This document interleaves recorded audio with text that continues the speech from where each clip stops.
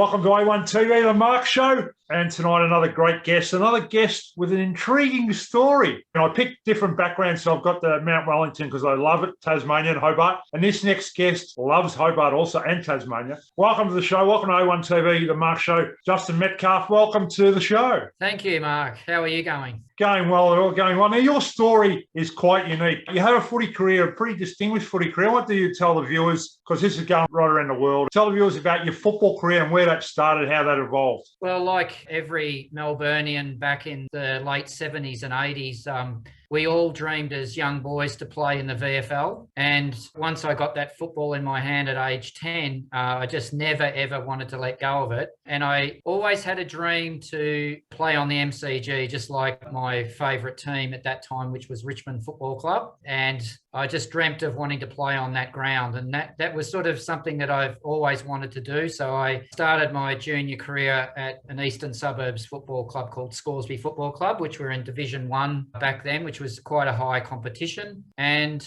with that, at the age of 16, I made my debut in the senior Scoresby side, which at that time was one of the youngest ever to play at that age and that level. That year, I actually won the under-21s best and fairest in the senior competition of the Eastern Districts League. That obviously gave me a pathway back then in regards to North Melbourne, where that was our zone back then, because that's how we were worked. So Scoresby Football Club was zoned to North Melbourne, and that gave me an opportunity to go down to North Melbourne. I went down in 1983 and trained for most of the year and got a couple of games. And then I established myself in 1984, which we won a premiership that year under Dennis Pagan. And then I made the senior list in 1986 and had the year there before getting the sack, I suppose. Yes. Who were your coaches back then? Because I'm a North Melbourne man, as you probably know, and have been for a long time. Dad had a long association in the North for 40 odd years. But who were your coaches, and who was your favourite player you played with back in that era? Well, first of all, what a great coach I had first up at North Melbourne. That was Dennis Pagan. And of course, Dennis was a very, very successful under-19s coach. And obviously then that transpired into the senior list. But Dennis Pagan was my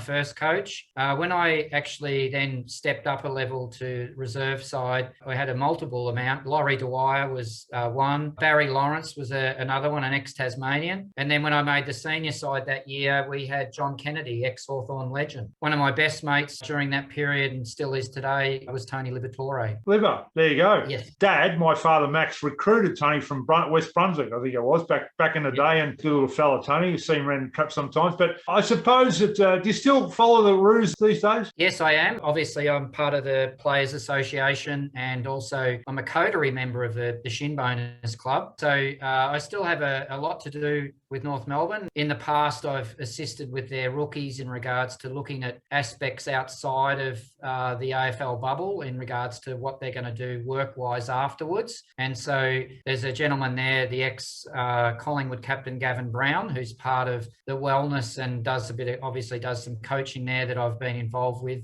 in regards to presenting to some of the younger players on the rookie list what would happen if they didn't make it and what sort of career that they would be looking at after football. Which is where, great segue, Justin, because we talk about your career and when you got the sack eventually, finally, and how you got into hospitality, because hospitality has been a big part of your world moving forward. So how did that come about in hospitality? It was funny. When I last played football, which was in Tasmania, I was with Sandy Bay before, unfortunately, they folded. I was with Chris Fagan, the current Brisbane Lions coach. I was assistant coach there. At that time, I was living with a gentleman called Gary Baker, as we all know, Bull Baker. Obviously, I got quite heavily involved when I was living with him in part of hospitality. So he really introduced me to that. Once I left Tasmania and I actually moved to London, and I lived in London for a year, I got into hospitality there, and I worked at a number of restaurants and cafes in London. And then when I returned back to Melbourne, I actually come qualified as a commercial cook out of Box Hill Institute. And then I was doing some work with a bakery chain, and that basically led me to becoming a hospitality chain with a very large franchise group, which was called Food Co. And Food Co. are the Muffin Break and Jamaica Blues of the world that you see on mainland. And that whole company came out of Canada. And my love for coffee came out of working in that chain. I suppose that leads us on to what I think is a grandeur experience, because you are called a barista. And in the old people talk about baristas, you become a barista. What makes a good barista, Justin? I think there's a number of things, but obviously first and foremost, it's passion. In the coffee industry, and especially in the world that I lived in for a decade of solid traveling internationally, what I've seen is and judged some of the best baristas in the world. And the continuity that they all have is the passion for coffee, but also the love of presenting great coffee to people. Educating yourself in all aspects of the coffee chain from bean to cup, and then being able to obviously communicate that to the wider public, and basically installing a quality-driven focus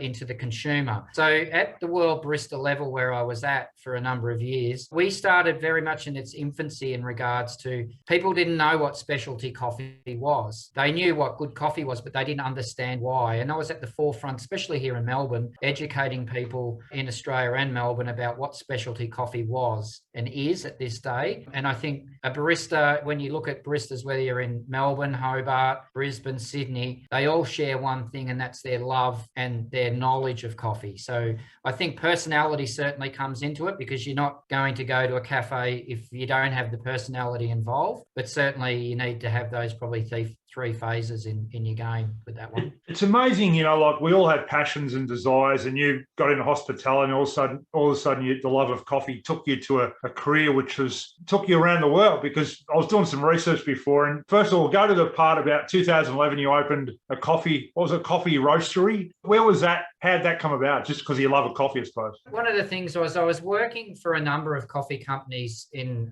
like the early parts of 2000. And one of the things that I really learnt was that when you talk about mentors, so you talk about football, you talk about Dennis Pagan as a mentor, but you find people when you're passionate about something, you always find a mentor that you can stick with, and they guide you in the right direction. And I found a guy that really took me under his wing, and he's still alive today.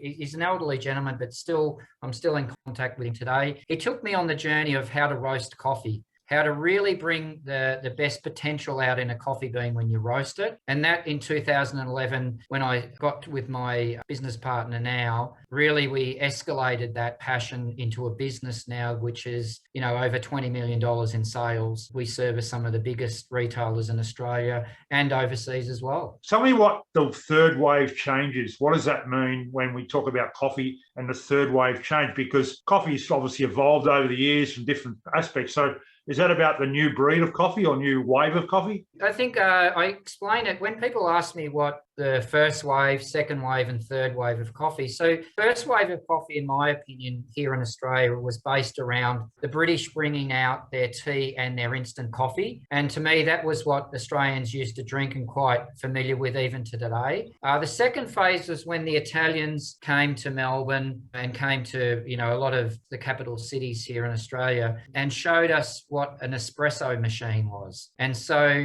here in Melbourne, and I can only talk about that because I've studied a fair bit of history here, is that what was developed was what we would call a long macchiato, which was a replication using a coffee machine, doing a long black with a dash of cold milk at the top, which replicated an instant coffee, but in that actual espresso machine format. The third wave, after we obviously got familiar with what the Italians were doing with espresso, the third wave was all about then understanding where coffee came from, understanding the quality chain from the husbandry of growing the coffee to looking after the coffee bush, through to processing, through to roasting, and then bringing it into the cup. So the third wave's all about educating not only the barista, but also the general public at wide about the journey from seed to cup. So that's what we're in.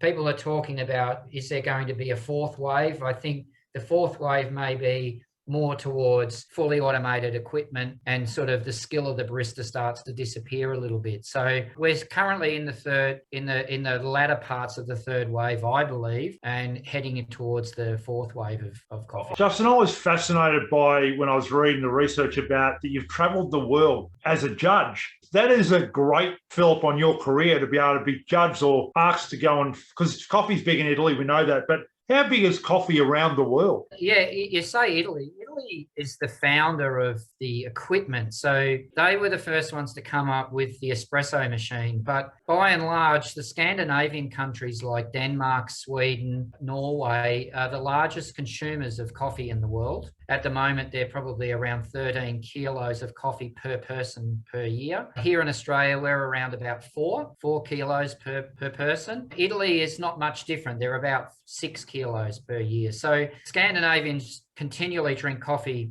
every hour of the day. They don't stop at 3 o'clock because they want to sleep. They have a different way of living. And of course, when you're living in the northern part of the world, you have daylight for 24 hours a day, and then in winter you have the darkness of no daylight. Yeah, so they've just got to keep drinking it. The other one was also, how do you become a certified judge? So do you have to go through a series of tests, or or they just go on your reputation? How does that work? Well, first and foremost, you've got to be involved with your National Coffee Association that's representing the World Barista Championships. You go through a format of testing there. When you get to a level of experience in regards to 2 or 3 years, you're then nominated to go to the Worlds. Once you get accepted into the Worlds, you've got to actually go through quite stringent testing, theory and practical, and a lot of tasting, and then you become certified, and that certification lasts for around 2 years before you have to resit the certification. So it is a big process, but it's a very rewarding one, because once you get through to there, your reputation as a coffee person throughout the world, and because coffee, although it's big, the network itself globally is quite small, and we know, as everything, we know each other. We learn from each other, and we enjoy each other's company, and we just turn up at some phenomenal places in the world judging coffee. It's great. You know what's funny? Recently, in recent times, and I want to talk about this because this is one of your signature coffees, I've actually had the chance to, through James Wiggins, our fellow friend and fellow mutual friend who runs Relay the Rivalry, which I'll talk about a bit later, but Espresso Martini, signature coffee by Justin Metcalf. Tell us about how, what, when, how about that espresso, because it's actually wonderful, the people looking at the show. Well, it's one of those things where you look at what the market's doing, and from us, it was like we were developing coffee blends for cold brew coffee for lots of different people around Australia. And we saw that there was a little niche part of the market where we could tap into a coffee liqueur, and then the coffee liqueur then led into an espresso martini. So once you know what the recipe is, that it's a coffee liqueur, a vodka, and a coffee base of some sort. My aim was to develop a coffee blend that really suited adding vodka and chocolates and all sorts of different things to really bring out the forefront of a coffee flavor. And so first and foremost, we developed the coffee liqueur, which has the last couple of years won silver medals in America in the Cocktail Bartenders Awards, which then led us into creating our own premium ready-to-drink version of the cocktail. And through manipulation, through research, through just experience in general, I developed a coffee blend that really suited what we wanted to do. Now it's nationally accepted around Australia, and we also sell it internationally. So we set up an alcohol plant to do that, but the alcohol plant's 2 factories down from our roastery here, so it's quite easy to have a drink of espresso here and then have a drink of espresso martini 2 doors down. So yeah, it's great. It's even better. It comes in 300 and 125 mils, I believe. Correct, and 1 litre as well. Yeah, and 1 litre as well, and can be got at Dan Murphy's and BWS at the moment. Correct. At the moment, yes, or online. Where's the online www.lux-brew.com. Very good. Now, I'm a bit of a science buff or nuffy. Tell me about the science in coffee. How does that work, hand in hand? Yeah, well, that's interesting because we have a quality control room here that we do a lot of work in regards to pH levels through to bean density, moisture levels. The science behind it, depending on what your objective is far-reaching. So we talk a little bit about Arabica coffees, we talk a little bit about Robusta coffees. There's a science to both of those. Science, first and foremost, is that the Robusta plant has been used for instant coffee generally. But what's happening now is because of climate change, and climate change in the coffee industry is absolutely real, the science behind developing a more robust plant that can handle climate change, that can grow at lower levels, that the yield of the particular bush is, 50 to 80% more than an Arabica plant, is all based around trying to adapt the coffee tree to what's happening in the environment. So that's one part of it, but the part that goes further on is the science behind roasting coffee as well. So understanding what temperature does to coffee beans, understanding endothermic and exothermic heat in regards to transfer of being able to develop flavors into coffee, how long the green bean coffee is in the roaster to when it goes to a particular color.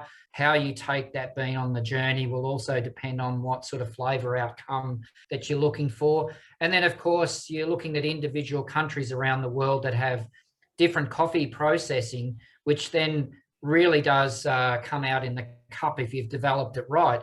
But Mark, one of the big things about the science of it is also you can have all the scientific background to get the coffee into a bag that's absolutely perfect. But if you don't have it transported properly to the cafe, and then if you don't have the barista actually educated and knowing how to draw those flavors out with their espresso machine, that's where 9 times out of the 10, the breakdown of your flavor development and that journey has broken down. So we always talk about the scientific area of understanding how to extract coffee and extract out of that coffee machine the full flavors at the roaster, and then the grower, the picker, and what they have all wanted out of that particular coffee. This is going into Asia. You export into other countries, yeah?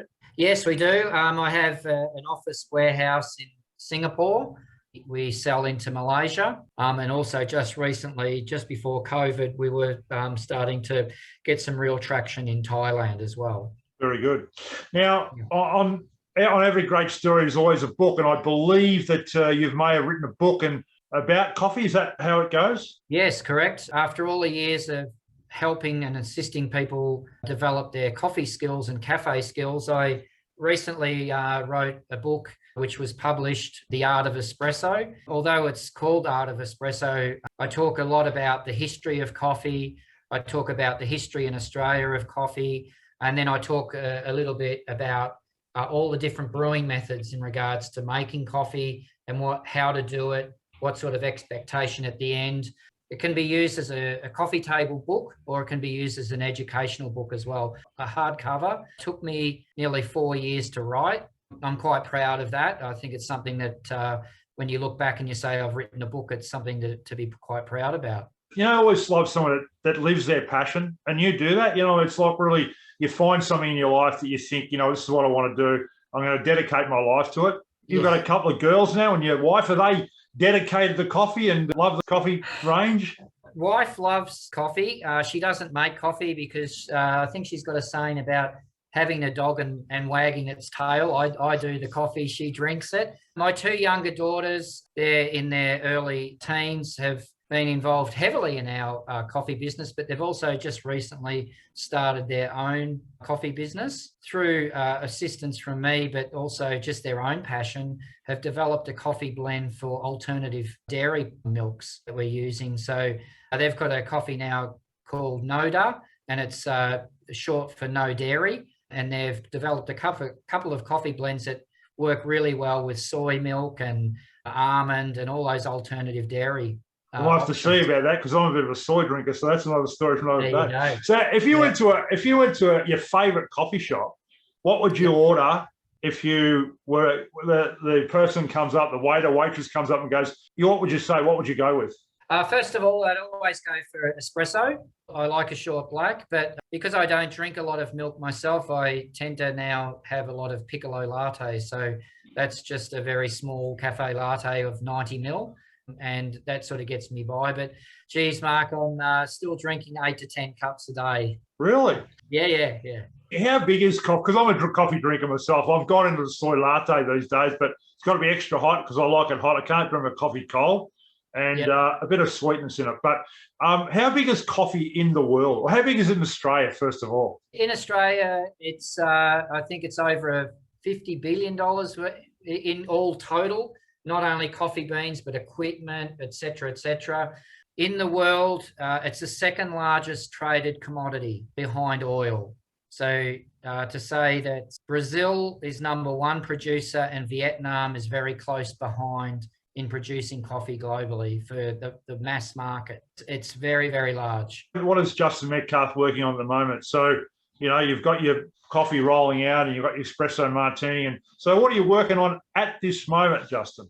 From a coffee perspective or just something in general? In general and coffee. What are you working on? At the moment, of course, running the business, running staff, running the financials of the business takes up most of my time. But my spare time now, I've dedicated a lot to my local tennis club. I've been involved in tennis from an early age, and I've just recently qualified as what they call a master racket technician, which I've been qualified by the US Racket Stringers Association. So I'm stringing tennis rackets, believe it or not, Mark. And that's sort of my little downtime. I've got a little studio out the back, and I've got my tennis stringing machine set up, and away I go.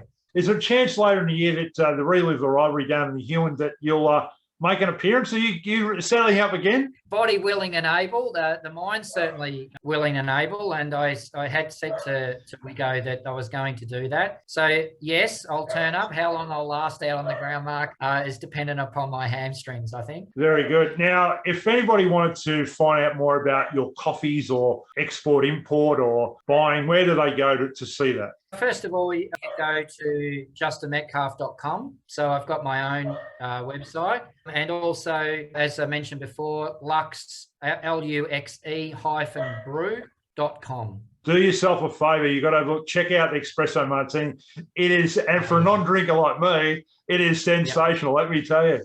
I got one more thing that we are working on, and that's non-alcoholic cocktails as well. So that's something that's quite new for us. Really? Yes. I might have to get you on again. How long before that comes out? That's not too far away. We're probably final stages of development. We've had some pretty serious taste testing with a number of people, and haven't mentioned that they're non-alcoholic, and they've said, geez, these are great drinks. Where do I buy these? And then we tell them that there's zero alcohol in them, and they're shocked, absolutely shocked. So we're getting there. In October, when I see you, I'm actually going to ask you about that, because I've been a non-drinker as I am. I'm interested to have a chat over on that. But Justin Metcalf, thanks for joining me on A1 TV, the Mark Show. It's been fantastic chat. Look out for his products. It is fantastic, really good tasting coffee. And I'm a coffee drinker, and his martini is something to behold, let me tell you. Justin, thanks for joining me, and see you in October. Thanks, Mark. I appreciate it. Cheers. Cheers, mate.